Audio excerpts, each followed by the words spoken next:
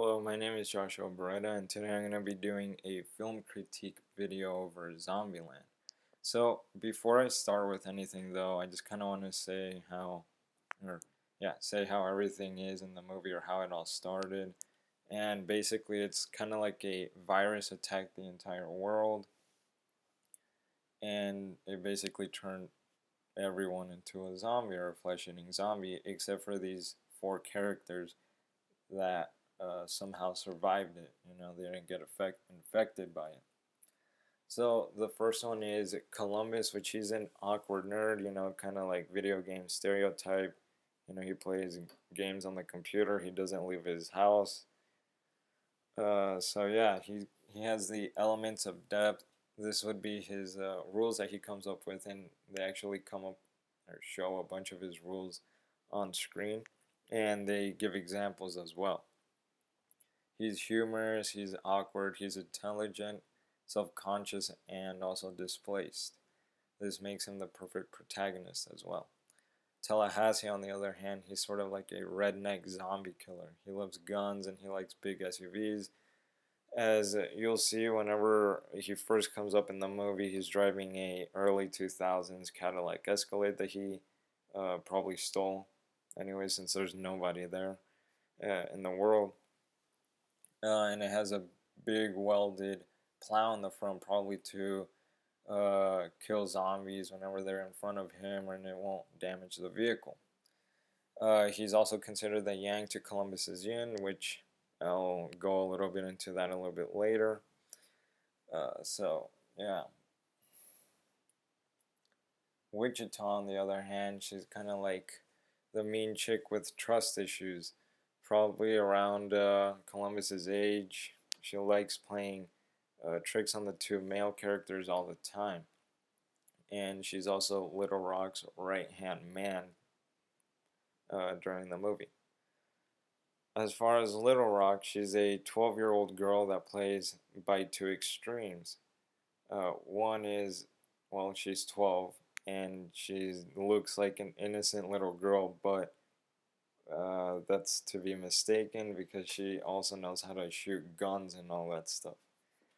I say little girl though because in one of the scenes of the movie, they're in the car, everybody's in the car, and she's explaining to Tallahassee about Hannah Montana, how she wears a wig and is technically two different people, you know. And then on top of that, her idea is to be able to go to a theme park or amusement park and try to run away from the zombies, probably get on a ride or something like that and just stay there and hope that the zombies don't get them. And by them, I mean Wichita and Little Rock. Family dynamics, well, basically it's Tallahassee and Columbus, and then they end up meeting Wichita and Little Rock at a supermarket just because Tallahassee wanted to get his Twinkies. But obviously, the minute that they saw each other, it just seemed like things weren't gonna, go to plan. They weren't gonna work together or anything like that.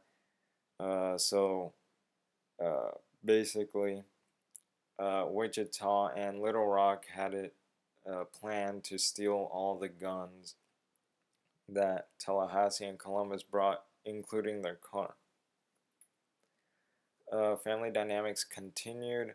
Over the course of the movie, it seems like there's still tension between the groups, but at times there's still sort of like a family thing going on. And I say that because, as you see in the two pictures right there, Columbus and Wichita eventually make out, or they're about to, in Bill Murray's mansion. At the other side of things, I guess, Tallahassee was able to show Little Rock how to shoot and aim a gun in Bill Murray's house as well. I believe they were shooting plates and fruits, although I'm pretty sure are plates. The zombie characteristics, it's slow paced. Some are slow paced, they just kind of walk. Others run and actually attack you. bloody vomit is falling out of their mouths. Their entire bodies, or most of them, their entire bodies are full of blood. So it's nowhere near like Romero's zombies that look rather normal. They just kind of move very slowly without blood all over them. These zombies actually make noises, you know, they're hissing and screaming, and obviously they're hungry for human flesh. Movie critique. Compared to George Romero's films, I believe that Zombieland is sort of the same in terms of a group of people trying to survive, but for some reason though, it's always starting out with one set of like one group, and then it branches off to another. You know, I mean, although that's kind of like the same thing as in Romero's films with Ben and Barbara, and then they meet up with Mr. and Mrs. Cooper. And as I said before, you know, you kind of see this happening in Night of the Living Dead with Ben and Barbara, meaning Mr. and Mrs. Cooper and Tom and Judy. Although they do like to bicker a lot, and that's what I've kind of seen in both of the movies, is that both groups of people, they don't like working together, and all they do is complain, even though they're trying to survive the end of the world type of deal. My opinion over the film is that I think that being a zombie film, there really isn't too many different options that they could branch out of, like in terms of ideas of how these zombies happen or how the entire world got infected by zombies. Because either it's a virus like Zombieland, or it's a radioactive item that caused the whole Night of the Living Dead situation, or in Dawn of the Dead, it was like a mysterious phenomenon that reanimated recently deceased humans into flesh eating zombies. But I guess that's it.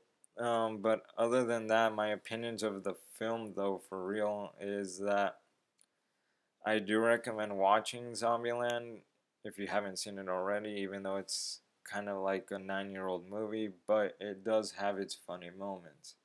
So, yeah, thanks for watching.